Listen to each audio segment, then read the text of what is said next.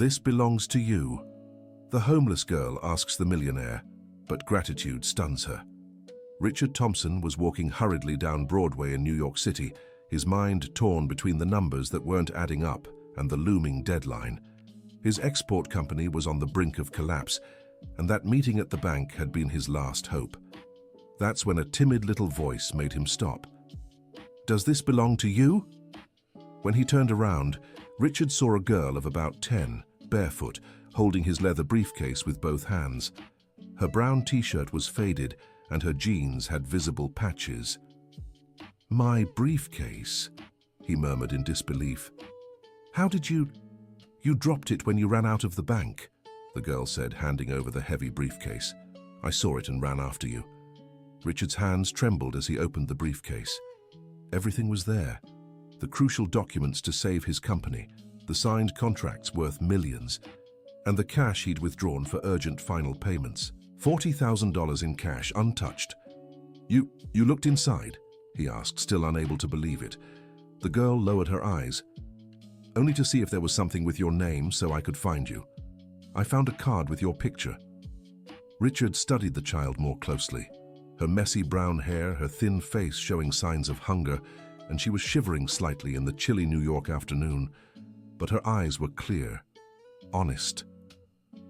"What's your name?" "Emily." "Emily, you saved my life. Without these documents, I would have lost everything. How much do you want as a reward?" The girl took a step back as if startled. "I don't want anything, sir. I was just doing the right thing." "But you need—" Richard noticed her worn clothes, her bare feet. "At least let me buy you shoes, new clothes." "I can't accept," Emily said, already stepping away. "I have to go." "Wait. At least tell me where you live, how I can find you." But the girl was already darting through the crowd on the sidewalk, disappearing into the mass of people heading toward the subway. Richard stood still for several minutes, staring at the briefcase in his hands. In 30 years of business, he had never encountered such honesty. That child, who was clearly in desperate need, had returned an amount that would have completely changed her life. That night, Richard couldn't sleep. The image of the barefoot girl haunted him. There was something in her eyes, a deep sadness that went beyond poverty. He decided he needed to find her again. The next morning, he returned to the spot where he'd lost the briefcase. He asked shopkeepers, bank guards, street vendors. No one knew Emily, but some remembered seeing her around. "That girl shows up here sometimes," said old Joe, a shoe shiner who'd worked on the corner for over 20 years. "But she's a bit odd. Always asking questions, showing people an old photo." "What kind of photo?" "Of a man. Probably a relative. She's always asking if anyone knows him." Dear listener, if you're enjoying the story, take a moment to like and especially subscribe to the channel. It really helps those of us just starting out. Now, continuing.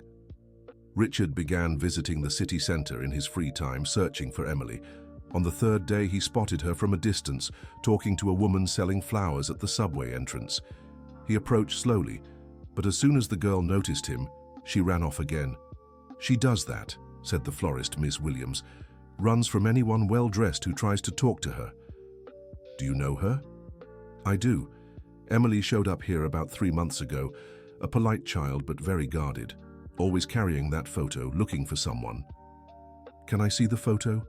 Ms. Williams shook her head. "She doesn't show it to just anyone. But I can tell you, it's a photo of a young man around 30-something, standing in front of a simple house. It looks old, all faded. And where does she sleep?" "Around here, under the awnings, there's a small group of homeless folks who look after her. Good people, doing what they can." Richard felt his heart tighten. He returned the next day in simpler clothes, trying to seem less threatening. This time, he managed to get a little closer before Emily spotted him. "Emily, please don't run. I just want to talk." The girl stopped, but kept her distance. "You shouldn't be here." "Why do you run from me? I only want to help." "No one can help me, and I can't talk to people like you." "People like me?" Emily hesitated, as if wrestling with a secret. "Rich people, important people. I promised I wouldn't speak." "Promised who?" But the girl had already turned and was walking quickly toward an alley. Richard followed from a distance, watching her enter an area where several people slept under cardboard and old blankets. A middle-aged woman with graying hair and worn but clean clothes greeted Emily with a warm hug. "Hi, sweetheart. Get anything today?" "Just 2 coins, Aunt Sharon, but it's okay." Richard watched the scene from hiding. There was genuine affection between these people. It wasn't just about survival, it was an improvised family protecting one another. He decided to approach the older woman another time. The next day, he waited for Emily to leave on her rounds before approaching Sharon. "Excuse me, could I talk to you for a moment?" Sharon eyed him warily. "Depends what about." "It's about Emily. She returned something very important to me, and I'd like to repay her kindness." "Ah, you're the man with the briefcase. She mentioned you." "So she did talk about me?" "She did, and she also said she can't accept your help." Sharon brewed tea in an old can over a small makeshift stove. "Sit here, doctor. I'll tell you something about our Emily." Richard sat on the ground beside her. "This girl showed up here 3 months ago, completely lost. She wouldn't say where she came from, just kept showing that photo and asking if anyone knew the man." "Who is he?" "Her father. From what I gathered, they were separated about 4 years ago when she was 6. Something happened. She doesn't like to talk about it. And why can't she accept help from people like me?" Sharon sighed deeply. "Because someone did something terrible to her family. Someone rich, powerful. She's afraid it'll happen again." "What kind of thing?" "I don't know the details, but I know she hates businessmen. Says it was a businessman who destroyed her family." The revelation hit Richard like a punch to the gut. Suddenly, Emily's attitude made sense. She'd returned the briefcase despite every reason to hate him. "Sharon, I need to help this girl no matter what happened in the past. Doctor, you seem like a good man, but Emily made a very serious promise. She said she'd never accept anything from any businessman again. That she'd find her father on her own." "And does she have any leads on where he is?" "She does. Found out he was in New York City about 2 months ago. Someone saw him handing out flyers in Chinatown, asking about a girl." Richard's heart raced. Father and daughter were searching for each other, possibly passing through the same places at different times. "Do you have the photo she carries?" "No, she never lets it go. But I can tell you it's a dark-haired man, standing in front of a blue house with a big tree out front." Richard memorized every detail. "Sharon, if I can find her father, do you think she'd agree to talk to me?" "Maybe. But doctor, this girl is stubborn and smart. If she finds out you're interfering with her search, she'll disappear and we'll never see her again." Richard Thompson spent the following days researching. He used his contacts in the business community, private investigators, and even social media, looking for someone who matched the description. Meanwhile, he observed Emily from a distance. The girl had a routine. In the morning, she walked around downtown showing the photo to shopkeepers and passers-by. In the afternoon, she went to Grand Central Terminal, where she handed out water to other homeless people she knew. At night, she returned to the group under the overhang. There was a dignity in her actions that impressed Richard. Even in extreme poverty, she carried herself with pride, never begged, and always tried to help those worse off than her. A week later, Richard got a call from Derek, a private investigator he had hired. "Mr. Thompson, I think I found something. There are records of a man named Michael Brown who was handing out flyers looking for a lost daughter. I got a copy." Richard rushed to Derek's office. The flyer was simple, printed on plain paper with a black and white photo. "Looking for my daughter Emily Brown, 10 years old, missing for 4 years. Last seen in Brooklyn Heights. Any information, please contact." There was a phone number and the same photo Emily carried. Only this one showed the girl at 6 years old, smiling next to her father. "Did you track this man down?" "I did. Michael Brown, 34, originally from Pennsylvania. Came to New York City about 5 years ago, worked at a few companies until 2020. After that, sporadic records of odd jobs." "Where is he now?" "That's the tricky part. The last address I have is a boarding house in Queens, but the owner said he left 3 weeks ago without leaving a forwarding address." "Did he leave any clues?" "Yes. He told the owner he was going to the countryside to look for his daughter.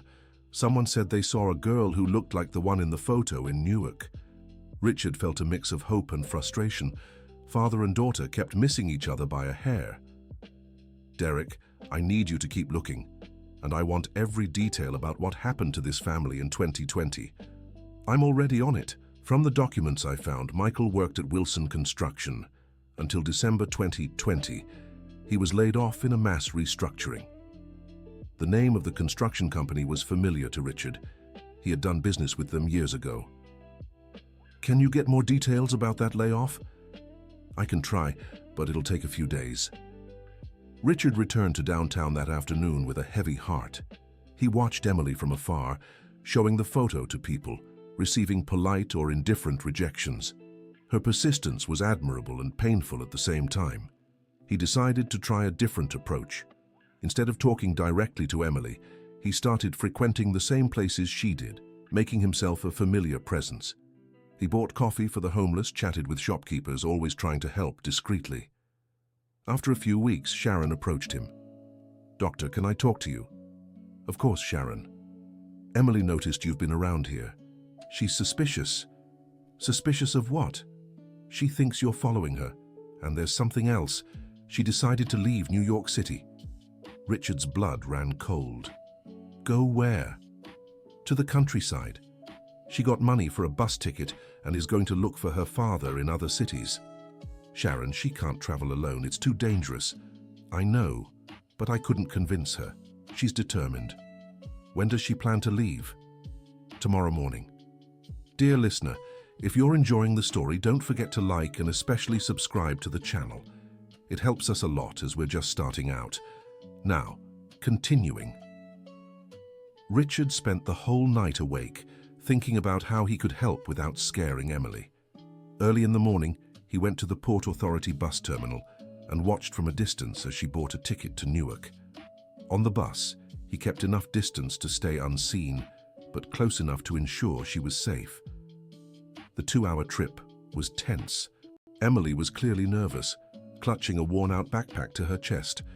In Newark, she got off and began the same routine, showing the photo, asking about Michael Brown. Richard followed her through the outskirts, observing her unwavering determination. By the end of the second day, when Emily was visibly discouraged after receiving only negative answers, an elderly woman called out to her, "Wait, young lady, that photo..." "Let me take a closer look." Emily ran to her. "Do you know him?" "Yes, I do. Michael, the guy from Pennsylvania. He was here about 2 weeks ago, stayed at old Joe's boarding house." "Is he still there?" "No, dear. He left last week, but he left a message with old Joe, said if anyone asked for him, to tell them he was heading to Rochester." Emily thanked her profusely and ran toward the bus terminal. Richard followed, worried about the little money she had. At the terminal, he watched Emily count and recount crumpled bills and coins. She didn't have enough for the fare to Rochester. She sat on a bench showing signs of despair for the first time. Richard watched for a few minutes, fighting the urge to approach. Finally, he couldn't take it anymore. "Emily?" The girl turned, startled. How?" "I followed you because I was worried. A child shouldn't travel alone." "I didn't ask you to follow me," she snapped, standing up abruptly. "I know, but I couldn't stand by knowing you were in danger." "I'm not in danger. I can take care of myself." "I know you can, but I also know you don't have the money to keep going." Emily looked down, confirming Richard's suspicion. "That's not your problem." "Emily, please let me help. Not out of pity, but because I admire your courage and determination. I already said I don't take help from businessmen." "Why, Emily? What happened to your family?" The girl stared at him for a long moment, as if weighing whether to tell him. "Do you really want to know?" "I do." Emily sat back down, and Richard took a seat beside her, keeping a respectful distance. "My dad worked at a construction company. He was a site supervisor, had a good salary. We even rented a nice place in Brooklyn Heights. I went to a private school." She paused, her eyes growing damp. "In 2020, when that sickness started and everyone stayed home, the company where my dad worked laid off over 200 people at once. said they couldn't afford to pay everyone. What happened then? My dad tried to find another job, but it was really hard. We burned through all our savings, had to leave our place because we couldn't pay rent anymore. Richard felt his chest tighten with every word. We moved into a squat. My dad got desperate, started drinking. I was scared of him when he drank. One day, they fought really bad, and I ran out. When I came back, he was gone. Just left a note saying he'd get money and come back for me. And you were alone? Some folks at the squat helped me for a while, but then a social worker showed up, said she'd take me to a shelter. I didn't want to go. I ran away. How long have you been apart? 4 years. I was 6 when he left. Emily's story was even more tragic than Richard had imagined. A family torn apart by the economic consequences of business decisions. Emily, not all businessmen are the same. There are people who truly care about their employees. Maybe. But I promised myself I'd find my father on my own, that I wouldn't depend on anyone who could abandon me again. What if I promise I won't leave you until we find your father? Emily looked at him with suspicion. Why would you do that? You don't even know me. Because you taught me something very important when you returned my briefcase. You showed me there are still good people in the world, and I want to repay that lesson. The girl stayed silent for several minutes. If I let you help me, do you promise you won't try to take me to a shelter or anything like that? I promise.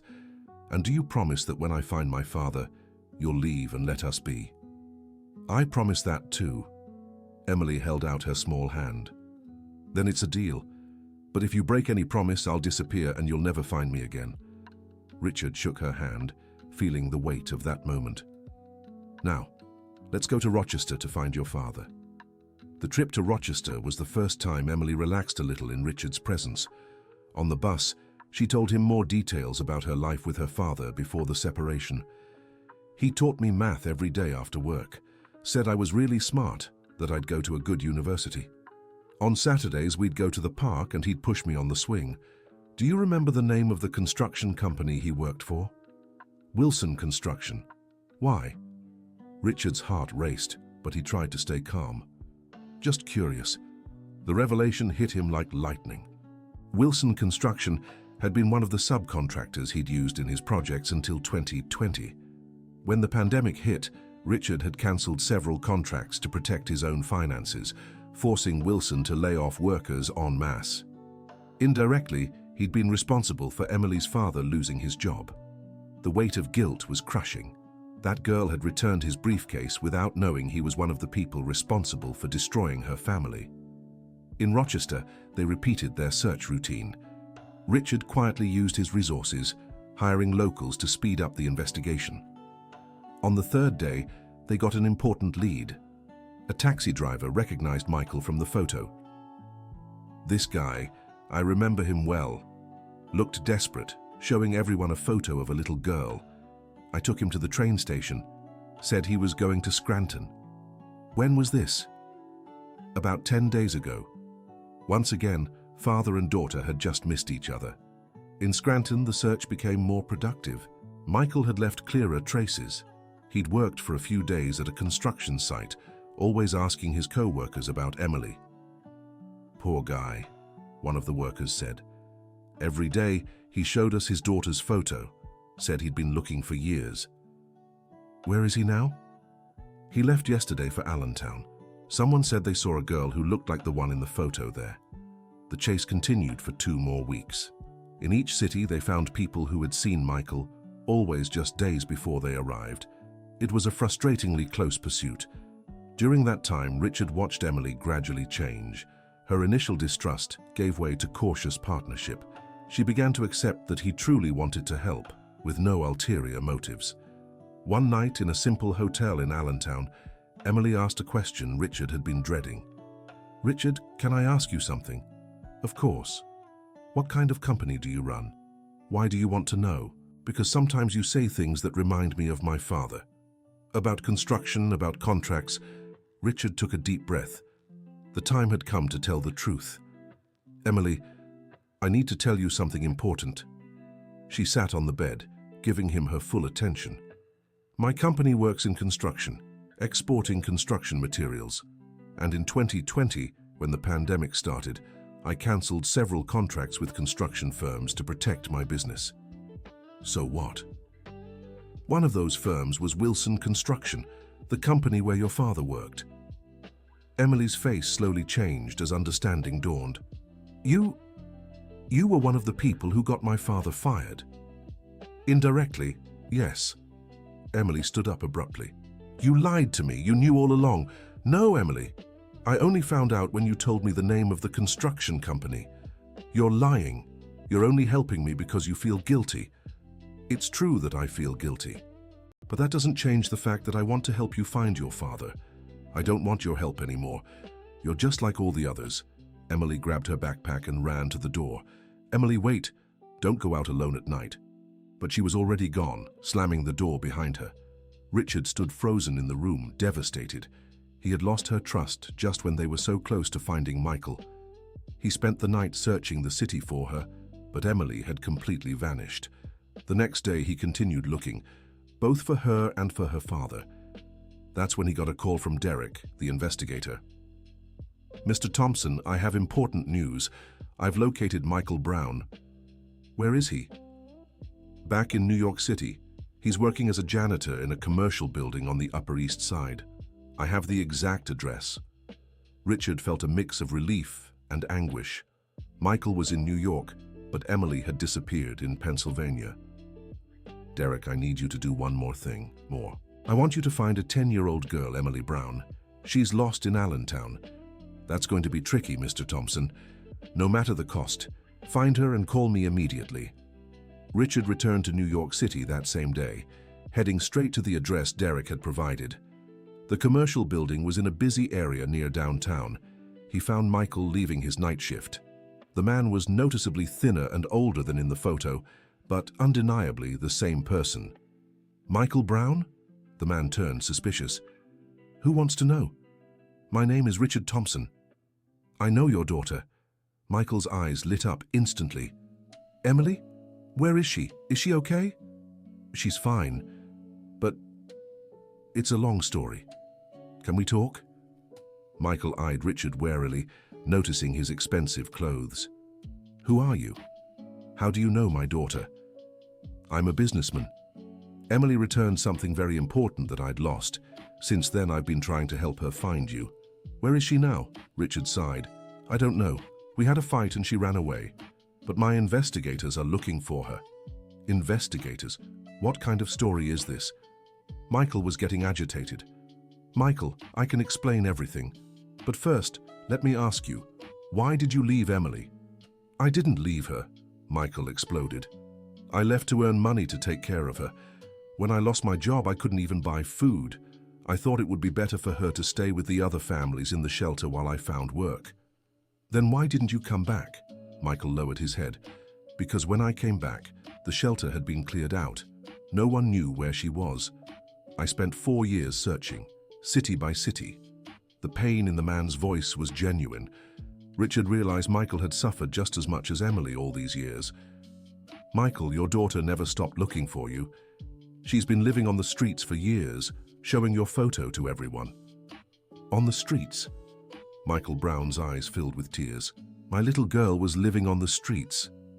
She was. I was trying to help her, but Richard Thompson told the whole story, from finding the briefcase to the fight in Allentown. Michael listened in silence, tears streaming down his face. So you were one of the reasons I lost my job? Indirectly, yes. And I feel terribly guilty about it. And now my daughter is lost again because of this revelation? Michael, I swear I'll find her. I have people looking for her right now. Michael took a few steps, processing everything he'd just heard. You seem sincere, but I don't understand why you're doing this.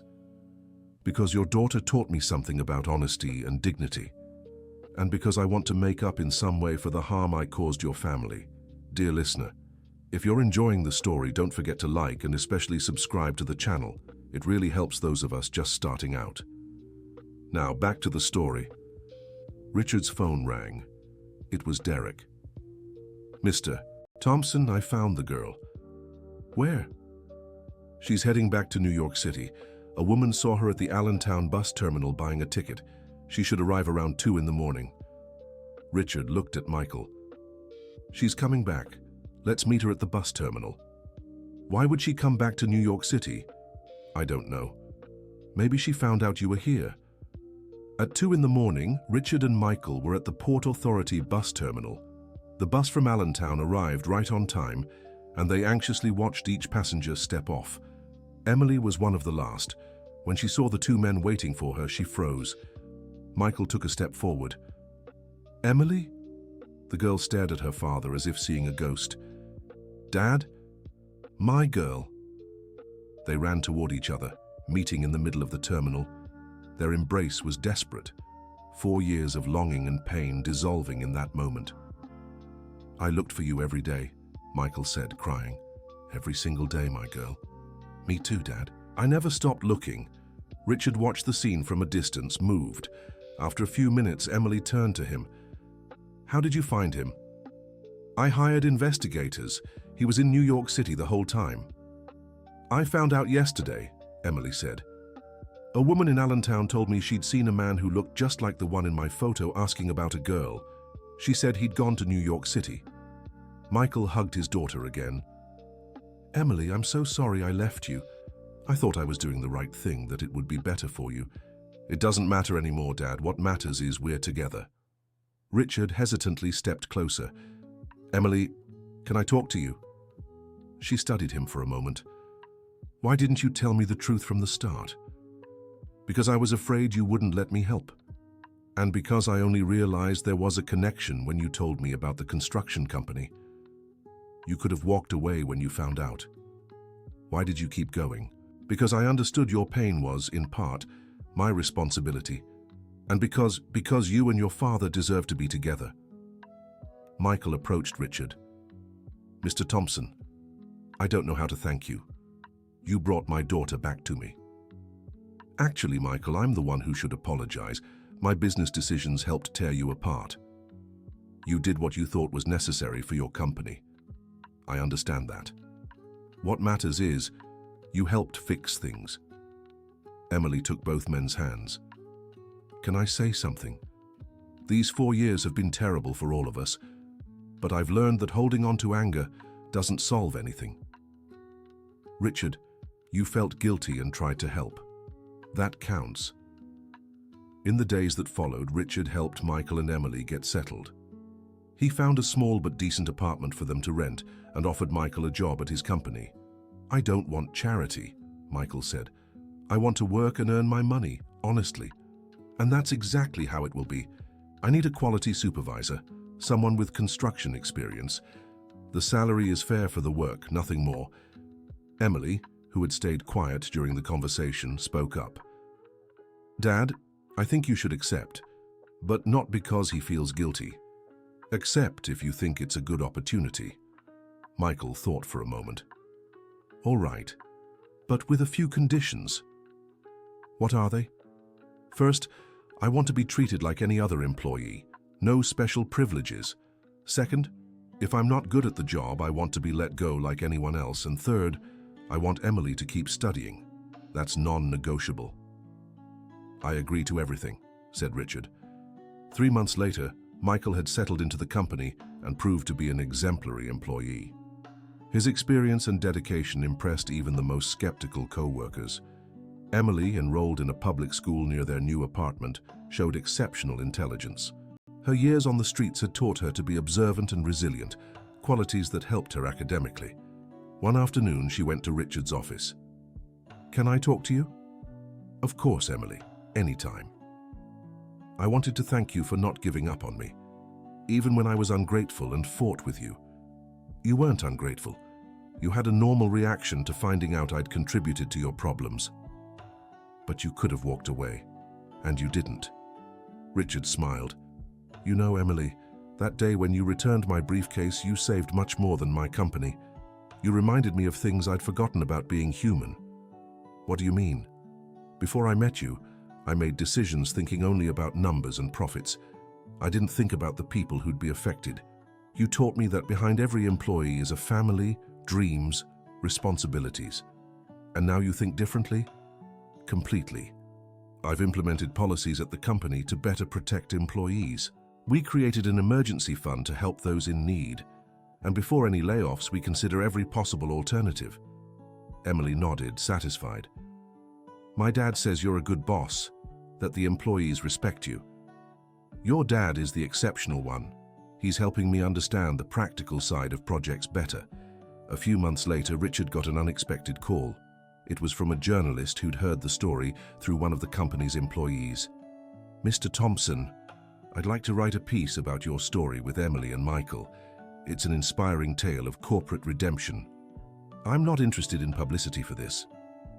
But sir, stories like this can inspire other business owners to rethink their practices.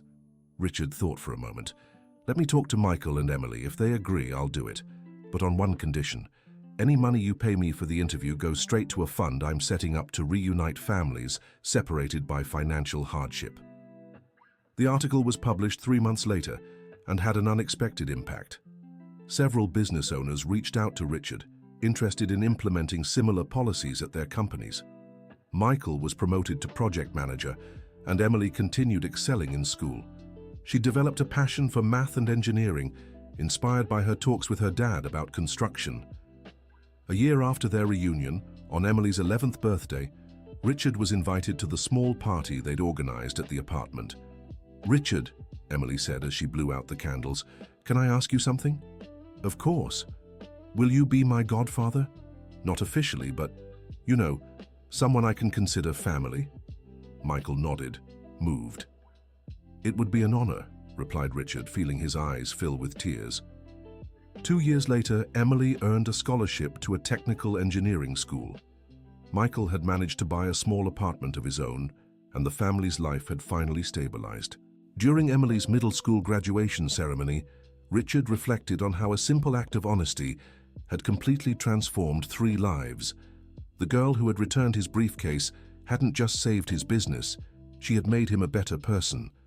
The father who had lost his job had become one of his most valuable employees, and he himself had learned that true business success isn't measured just in profits, but in the positive impact you can have on people's lives. After the ceremony, the 3 walked together down the same street where they'd first met over the briefcase. Do you know what day it is today? Richard asked. Of course, Emily replied, smiling. It's exactly 3 years since I returned that briefcase to you. And do you know what I've learned in these 3 years? Michael and Emily waited. I've learned that sometimes we lose material things to find something far more valuable. I lost a briefcase for a few days, but I gained a family. Emily hugged Richard. And I learned that not all business people are the same. Some really care about others. Michael added, and I learned that sometimes the worst things that happen in life can turn into the best, if you're patient and keep faith. 5 years after their reunion, Emily entered college to study civil engineering, with a full scholarship she'd earned on her own merits. Michael had become a minority partner in a small construction company Richard had helped establish. On the day of Emily's high school graduation, she gave a speech as class valedictorian. At 16, I learned that life can change completely in a single moment. It might be when you lose everything you have, or when you make a simple decision, like returning something that isn't yours. She looked for Richard and Michael in the audience. I learned that family isn't just who you're born with, but who chooses to stand by you in hard times. I learned that past mistakes can become opportunities to grow. And I learned that honesty, even when it's hard, is always worth it. After the ceremony, the 3 went to dinner at a simple restaurant that had become their tradition. Emily, Richard said, I have a proposal. What kind of proposal? I want to start a foundation to help families separated by financial hardship. I'd like you and Michael to be my partners in this. Michael was immediately interested. How would it work?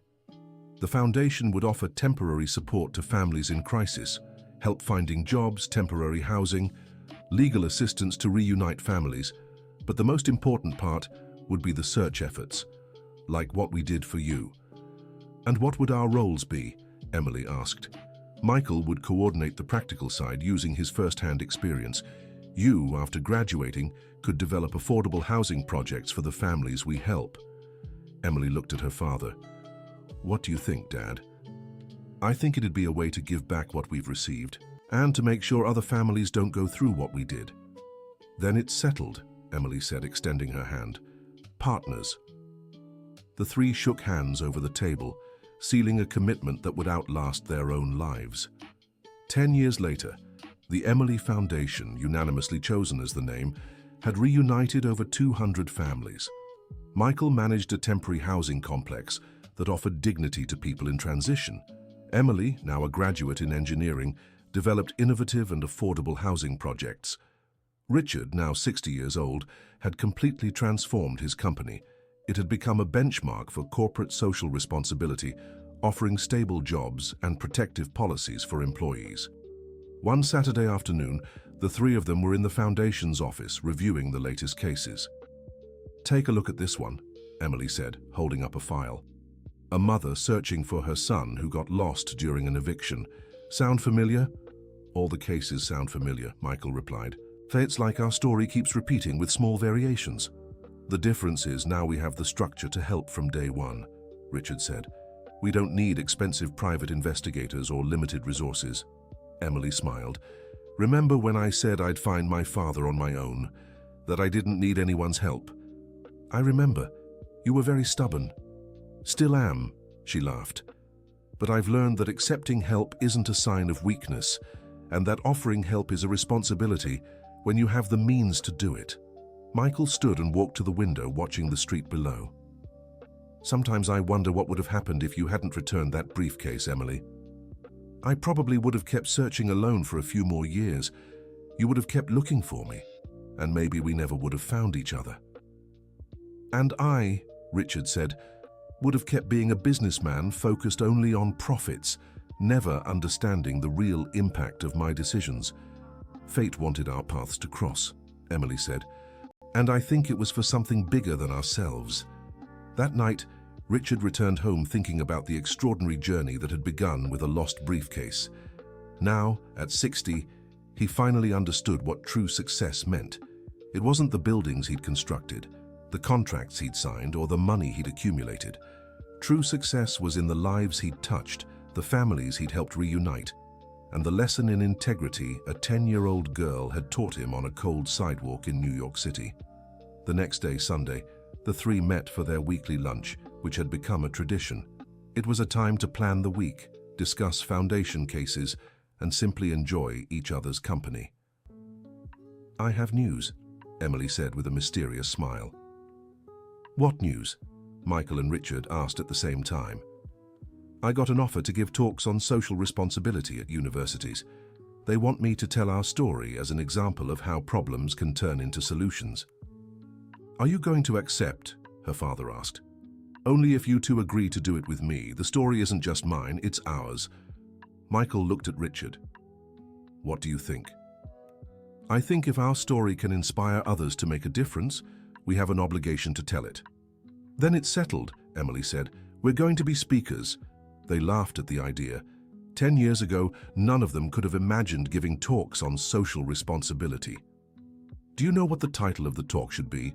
Richard asked. "No idea," said Michael. "How a lost briefcase changed 3 lives," Emily suggested. "I like it," Richard said. "But I think I prefer how a child's honesty can transform an adult." "How about the most expensive lesson of my life cost just a briefcase?" Michael offered. The three debated various options, laughing at the more dramatic possibilities. "You know what I think," Emily finally said. "The title doesn't matter as much. What matters is the message, that it's never too late to right our wrongs, and that small gestures can have enormous consequences. And family isn't just those we're born with," added Michael. "And that true success is measured by the good we do for others," Richard finished. 6 months later, they stood on stage at a prestigious university in New York City, sharing their story with an audience of 500 business and engineering students. The lecture lasted 2 hours, with each of them offering their perspective on events. There were emotional moments when Emily described her years on the streets, and moments of reflection when Richard spoke about how he completely rethought his business philosophy. During the Q&A session, a student raised their hand. "Mr. Thompson, don't you think it was just luck that you found such an honest child, that this can't be replicated on a large scale? Richard took a moment before answering. I believe honesty and dignity exist in far more people than we realize. The problem is that our society sometimes doesn't create opportunities for those values to flourish. When you're desperate, hungry, with no prospects, survival naturally comes before morality. But Emily chose honesty even in that situation, another student pointed out. That's true, Emily said, taking the microphone, but I was lucky to have a father who taught me strong values early on. Not every child has that foundation. Michael spoke up. That's why the Foundation's work goes beyond reuniting families. We try to build support systems that allow people to keep their dignity even in the toughest situations. A student asked a more personal question. Emily, didn't you ever feel angry about living on the streets for so long? I did, especially in the early years. But I learned that anger only hurt me. It didn't change my situation, didn't bring my father back, it just made me miserable. And when you found out Richard had contributed to your family's struggles, then I got angry again, she laughed. But I realized he was genuinely trying to help and regretted his past decisions. Judging someone only by their mistakes is as unfair as judging them only by their successes. By the end of the talk, several students approached with more specific questions about the foundation and how they could get involved. Do you take volunteers? Asked a law student. Absolutely, Michael replied. We always need help, especially in legal services. Do you offer internships? An engineering student asked. We do, Emily said, but it's a different kind of internship. You'll work directly with families in vulnerable situations. It's not just theory. That's exactly what I want, the young man answered. On the ride back, the three reflected on the experience. Did you see their interest? Richard remarked. This new generation seems more aware of social responsibility. It's because they grew up seeing the consequences of economic crises, Michael said. They know they could be affected too. And because they have access to information, Emily added. It's harder to ignore social problems when you see everything on social media. Maybe our story is coming at the right time then, Richard said. 2 years later, the Emily Foundation had expanded to 3 cities.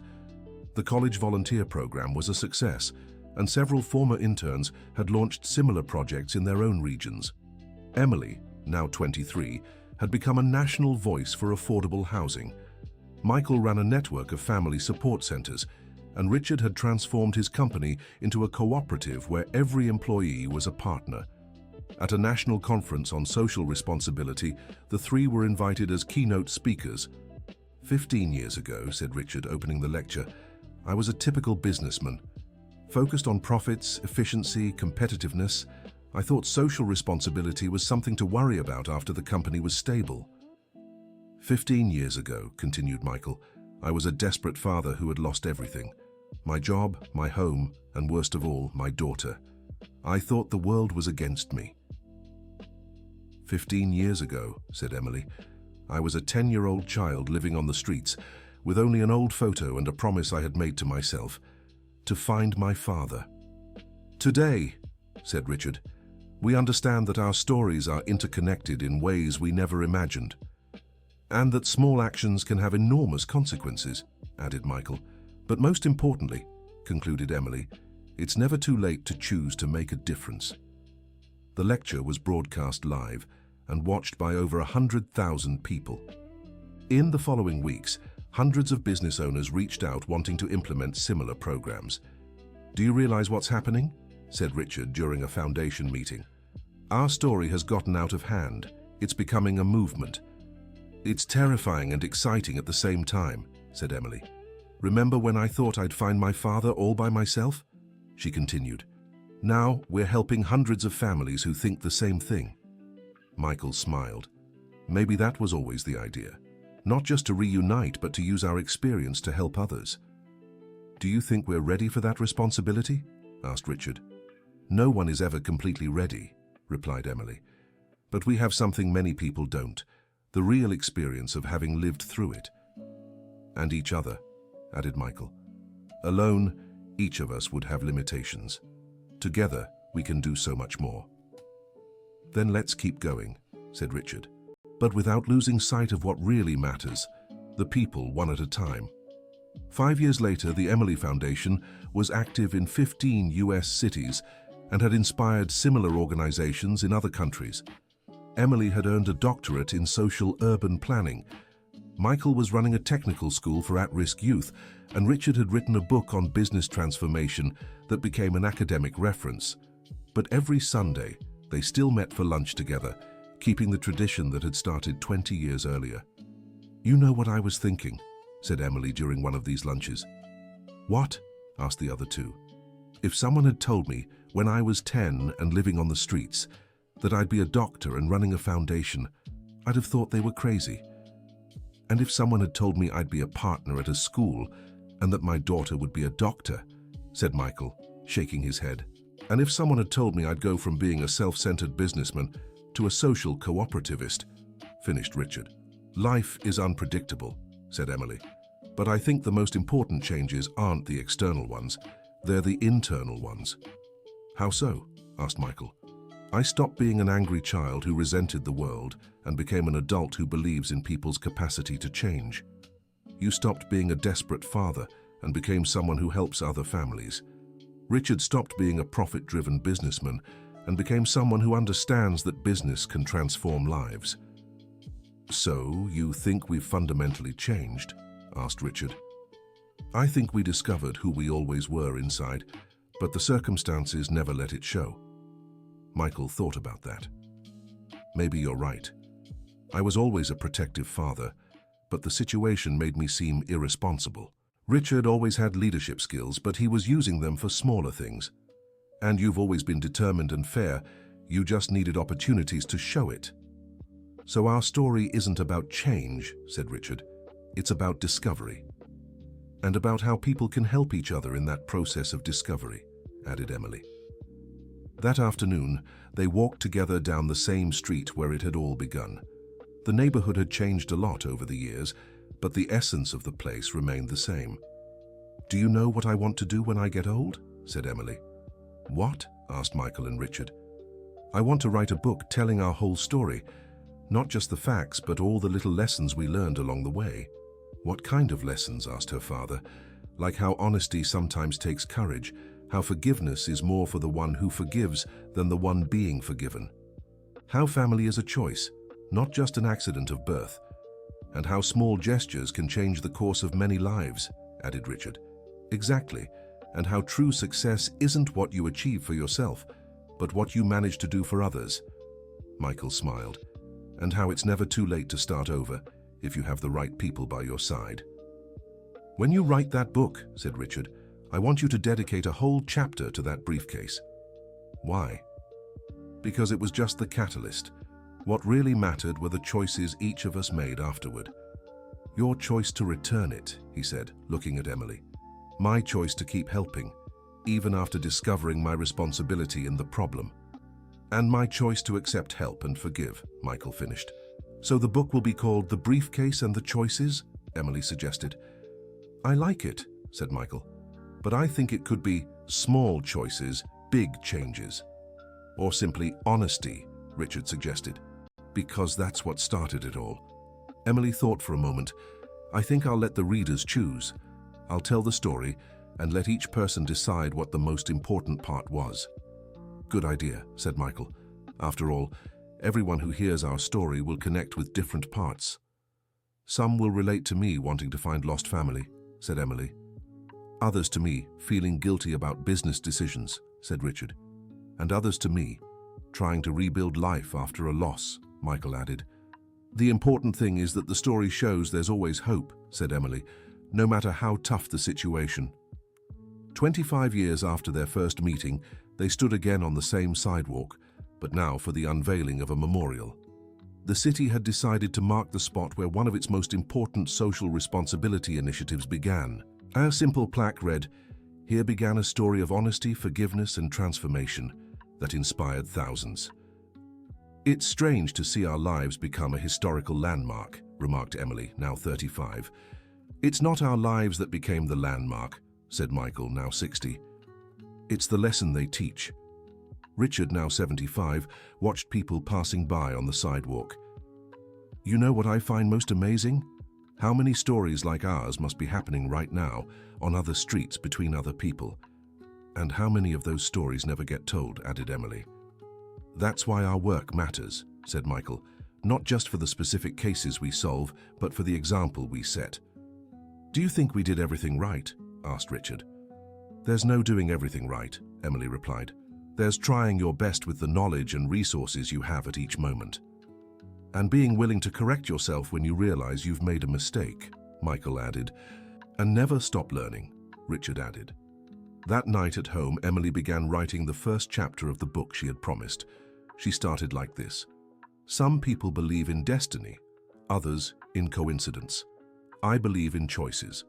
This is the story of how 3 simple choices, returning something that wasn't mine, insisting on helping someone even while feeling guilty, and accepting help despite distrusting the motives, completely transformed 3 lives. She stopped writing and looked out the window. On the street, she saw families returning home after work, children playing on the sidewalk, people living their everyday lives. Each of them carried their own baggage, literal or metaphorical, that could be lost and found.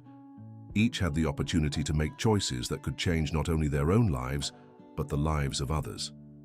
She turned back to the computer and continued writing. This isn't a story about fate or luck. It's a story about the transformative power of honesty, forgiveness, and determination. It's about how small gestures can create ripples that spread far beyond what we imagine. And it's about how family isn't just those we're born with, but those who choose to walk with us on life's journey. End of story. And what did you think of this story of transformation and reunions? Share in the comments which part moved you the most and if you've ever experienced a similar situation. Do you believe small gestures can truly change lives? We'd love to hear your honest thoughts about this journey of honesty and forgiveness.